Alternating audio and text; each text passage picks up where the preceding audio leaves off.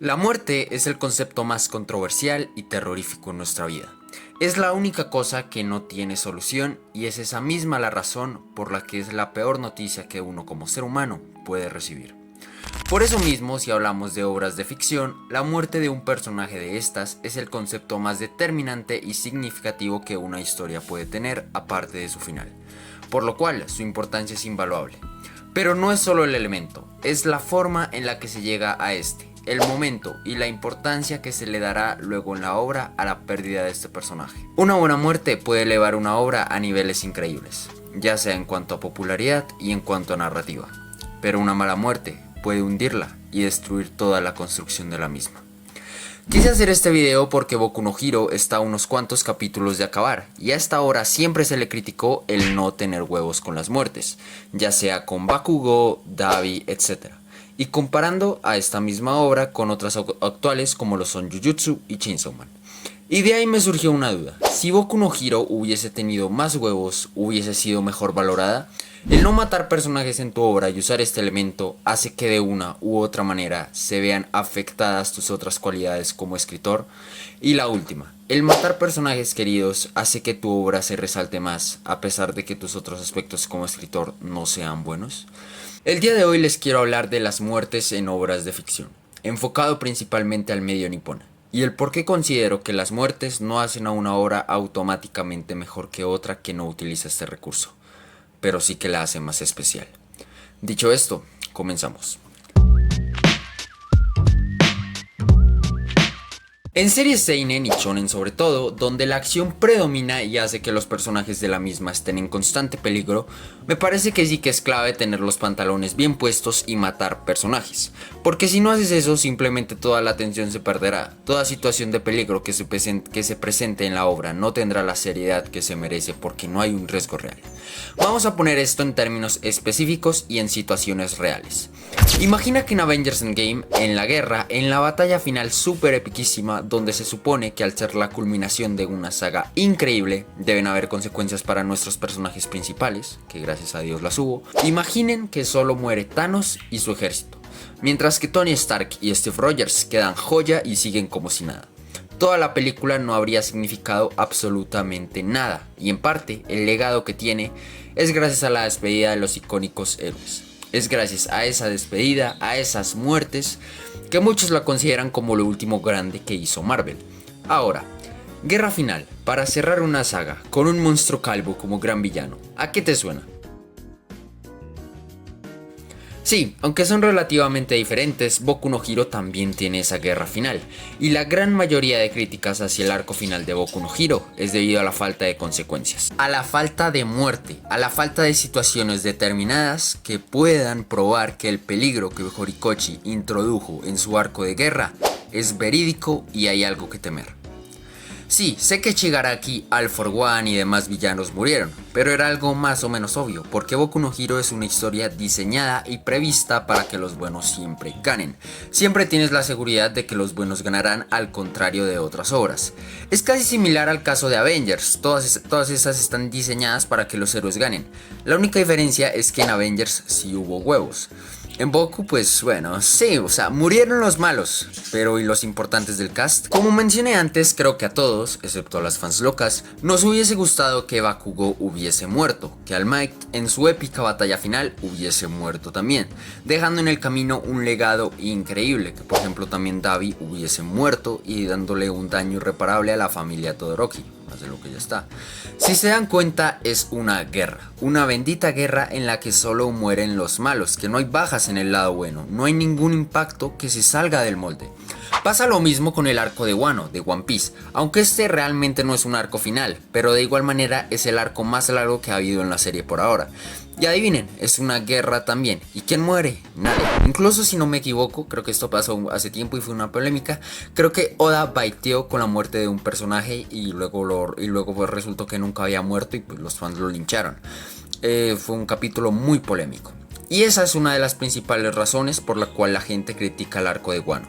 Una guerra sin peligros mortales que además duró 5 años en nuestra vida real. Ahora vamos a la otra cara de la moneda. Shonens con huevos y que sí se atreven a matar. En la actualidad podría decirse que son tanto Chainsaw Man como Jujutsu, autores a los cuales no les tiembla la mano para matar personajes queridos, y es por eso que cuando un personaje muere en alguna de estas obras, lo rompe todo. Por la forma, por lo que implica y el nivel de popularidad de los personajes que mueren. Eso te hace tener algo que temer, como ya mencioné anteriormente, y además eleva también tu obra. Por ejemplo, yo creo que el pick de Jujutsu fue gracias a la muerte de Gojo. Fue tendencia literalmente en todo el mundo. Ocurrieron cosas IRL y subió la popularidad de Jujutsu de una manera increíble. Y tuvo un impacto real en la obra. Sigamos hablando de Jujutsu. En el para muchos mejor arco de la serie, murió literalmente hasta mi suegra que no tengo. Y una parte fundamental de que Shibuya fuese tan bueno fue debido a la baja de los personajes. Y el cómo Gege encajó estas muertes perfectamente a la trama. Por ejemplo, a mi parecer, a mí la muerte de Nanami me parece perfecta. Primero porque el personaje era súper querido, segundo porque al morir logra implantarle una filosofía a Yuji, provocando que su muerte tenga un impacto a largo plazo y cerrando de manera perfecta al personaje. A mi parecer, Jujutsu maneja este tema de una manera fenomenal. Lo mismo con la muerte de Choso y demás. En Jujutsu siempre sientes esa sensación de peligro. No hay un arco en el que estén todos a salvo. Después de todo, recordemos que el mundo de Jujutsu es un mundo terrible y muy peligroso. Si todos siguiesen vivos, les aseguro que Jujutsu no sería lo que es ahora. Pero también está el caso donde hay obras que no se toman la muerte en serio y son súper queridas, como lo puede ser por ejemplo Dragon Ball con las 500 muertes de Krillin, Goku, Vegeta y la mamá que lo parió. Y lo voy a decir, pero en Dragon Ball tampoco es que haya un peligro tan real con los personajes principales, ya que si el día de mañana muere Goten en Dragon Ball Super, sabemos que de alguna u otra manera volverá a la vida, tal y como nos acostumbró Toriyama en Dragon Ball Z. Pero nadie se queja de esto, nunca verás a alguien reclamándole a Dragon Ball la falta de consecuencia. No sé por qué, si es por la nostalgia o algo así, la verdad es que no se puede explicar. Pero seamos sinceros, Dragon Ball con muertes reales, con consecuencias reales, sería mucho mejor. Si algún shonen actual hiciera lo que hacía Dragon Ball con sus personajes fallecidos, se le criticaría a más no poder. Y no puedo seguir hablando de Dragon Ball porque es que es un fenómeno inexplicable. Y ya para ir terminando, las falsas muertes para mí son de lo peor que hay, porque le das al lector una falsa sensación de amenaza, y si no haces las cosas bien trayendo de vuelta a ese personaje que supuestamente ya no estaba, tu obra puede convertirse literalmente en una burla, ser blanco de críticas y que no te vuelvan a tomar en serio.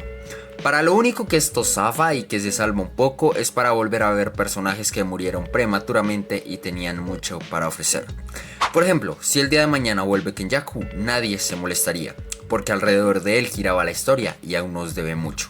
Hablé de la muerte únicamente utilizando obras actuales, pero es obvio que la muerte ronda por cualquier medio audiovisual y se puede aplicar bien o mal.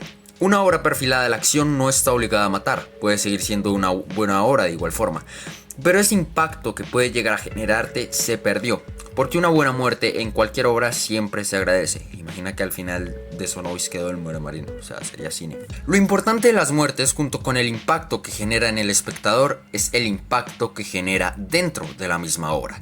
Por ejemplo, en Tengen Toppa Gurren Lagann, cuando muere Kamina, la obra lo hace excelente, porque te da una batalla súper épica. Antes de que muera Kamina, te da una batalla súper épica para luego decirte que Kamina no pudo aguantar y murió. Un personaje tan entrañable, muerto, haciendo lo que ama y protegiendo a los que ama. Yo lloré personalmente, o sea, ahí ya cumplió el impacto en el espectador. Y luego en la obra, el legado que deja Kamina para Simón y la tropa es lo que los mueve. Y en cada momento en donde no pueden más, basta con recordar una frase de Kamina, lo que él predicó, para darse cuenta de que todo es posible. El personaje es respetado y elevado incluso después de morir. Se le dio un gran uso en la obra y personalmente considero que es una muerte perfecta, con repercusión dentro y fuera de la pantalla.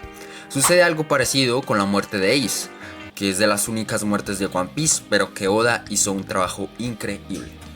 Sin embargo, está el caso de las muertes que cumplen todo lo anterior, que son buenísimas, impactantes, pero que los personajes eran tan carismáticos y de tanta calidad que cuando ya no están, dejan un vacío increíble en su obra, que al final el autor no logra rellenar. Este es el caso, por ejemplo, de L en Death Note, que tiene un final magnífico, pero que luego uno queda extrañando a este personaje. No por nada la gente dice que después de la muerte de L, Death Note baja el nivel y su calidad, porque él era el eje central, el villano o el héroe, y jamás pudo ser reemplazado. Y ya como último punto, creo que está la muerte de los protas, mi tipo de muerte favorita y con las que más sufro. Ese personaje con el que iniciamos la obra, con el que la historia empieza a través de sus ojos, es el encargado de terminar una historia cerrando sus ojos para siempre. No saben cómo me puse de triste con la muerte de Eren. A mí no me disgustó y me pareció muy buena, creo que solté un par de lágrimas de hecho. Y también está otra como Death Note. En el anime de Death Note, mientras Light camina y ve su yo pasado, la versión que abandonó para lograr su objetivo, para luego morir infartado. O sea, es que es cine. Y yo creo que es lo que va a pasar con Denji y Itadori. Yo creo que ambos respectivamente van a morir al final de sus obras.